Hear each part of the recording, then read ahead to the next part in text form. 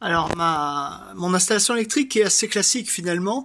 C'est un tableau que j'ai refait au moment d'acquérir la maison. J'ai tout remis en disjoncteur et tout en bas, il y a la ligne qui est vraiment spécialisée sur la partie recharge de voiture. Donc on va dans un premier temps s'intéresser à la recharge en 16 ampères.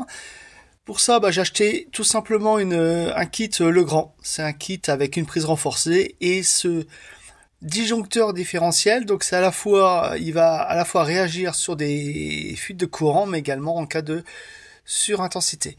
Donc il va couper. Donc c'est un kit assez cher finalement. On peut remplacer ce composant-là par un composant de type différentiel de type A et un disjoncteur de 20 ampères.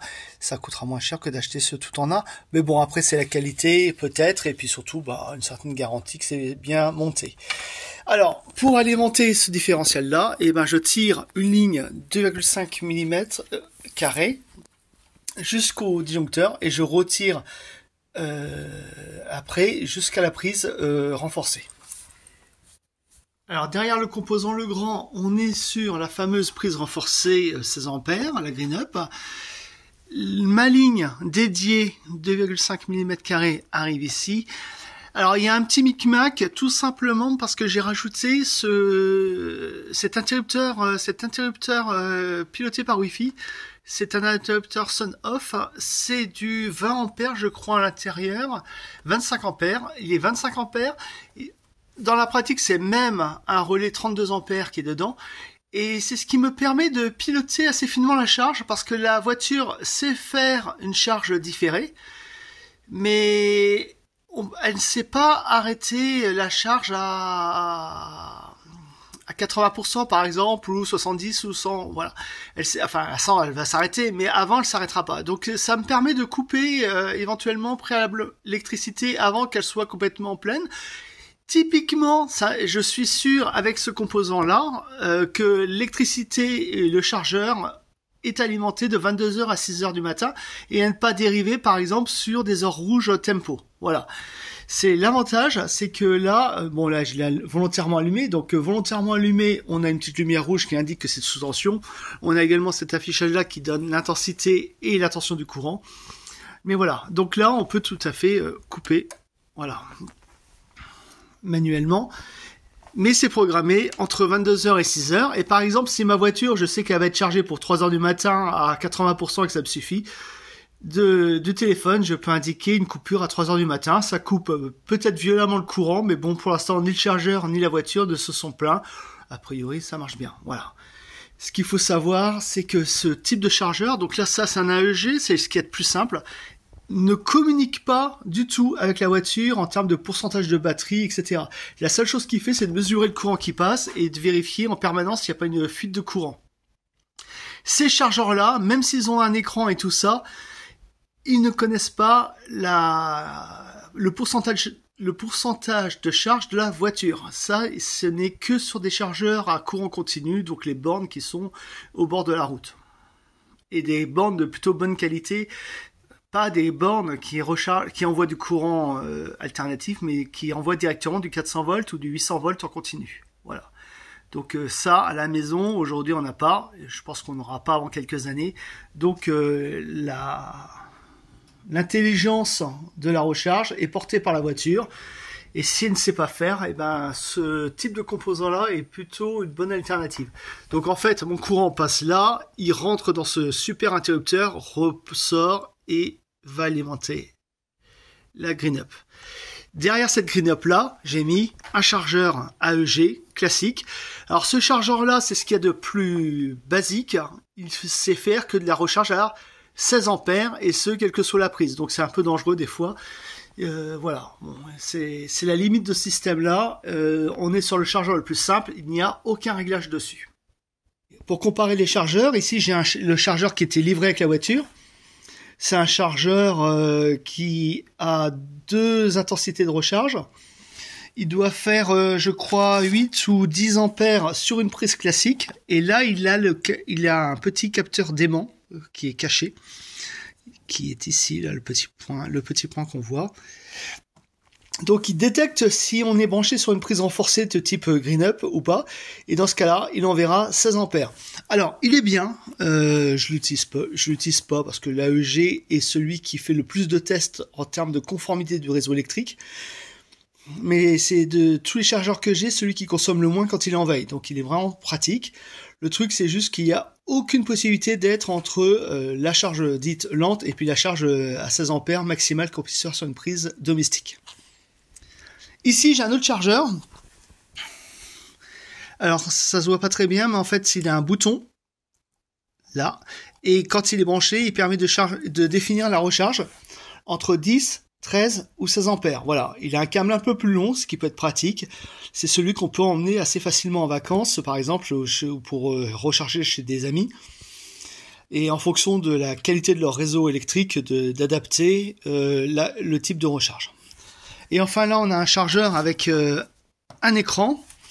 Alors, il fait pas plus que celui-là, presque. Il permet de régler l'intensité entre 8, 10, 12... 14, 16, je crois, ampères, mais également de différer la charge, c'est-à-dire il n'enverra le courant qu'au bout de 2 heures, 3 heures, 4 heures. C'est un peu comme votre lave-vaisselle où vous pouvez faire un départ différé. Il fait un départ différé. Accessoirement, il compte l'énergie injectée, il affiche la tension, il affiche l'intensité. Bon, très franchement, les mesures ne sont pas très justes. Et ça permet de vérifier, en fait, ça vérifie comme ça, hein. Ça en fait pas beaucoup plus que ça. Bon, il y a des comptabilisateurs en plus, mais ça n'en fait pas beaucoup plus. Voilà, c'est des différents types de chargeurs. Sachez que ces chargeurs sont transportables, mais n'en font pas plus et n'en font pas moins que les chargeurs Muro que vous pouvez acheter dans certains magasins. Ces chargeurs-là ne connaissent pas l'état de charge de votre voiture. Vous ne pouvez pas leur dire arrête à 70% ou à 80%. Alors vous avez peut-être repéré tout à l'heure qu'il y avait 2 endroits où c'était marqué station de charge, parce qu'effectivement, j'ai une deuxième station de charge qui est ici. Elle est au cul du tableau électrique. Et celle-là, elle est branchée sur une prise industrielle 32 ampères. Et elle est câblée, je crois, en 4 ou 6 mm carrés. Bon, moi j'avais regardé les abacs. Comme elle est juste derrière le tableau, j'ai pas beaucoup de lignes, ça me permet de prendre une section restreinte. Voilà. Bon, tout le reste est dans les normes. Elle n'en fait pas beaucoup plus que tout ce qu'on a vu jusqu'à présent, sauf que bon, elle va monter à 32 ampères. Donc elle fait 10, 16, 20, 24 et 32 ampères. Ma voiture, elle plafonne à 29,9. Comme beaucoup de voitures, je pense, le chargeur embarqué sur une seule phase doit plafonner à 29-30 ampères. Et là, on a le chargeur. Bon, c'est le chargeur peut-être le moins pratique du garage parce que vous voyez, il est vraiment en dessous du tableau électrique. J'ai plus beaucoup de place. Il y a le tas de bois à côté. C'est finalement celui dont je me sers le moins. C'est le chargeur qui me permet de charger intégralement la voiture pendant les heures creuses. Voilà, c'est tout. C'est juste ça. Ça me permet si vraiment j'ai besoin d'avoir une voiture à 100% le matin et que je reviens à 5%, ce chargeur-là me permet de le faire. Voilà.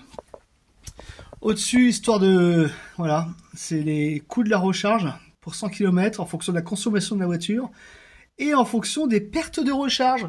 Parce qu'il faut savoir que, en gros, avec ce chargeur-là, quand j'injecte 1 kW dans la voiture, il doit consommer 1,1 kW, enfin le chargeur embarqué de la voiture. J'ai un petit peu de perte, je vais avoir à peu près 10% de perte, mais avec le chargeur en 16 ampères, je dois être à 15-17%.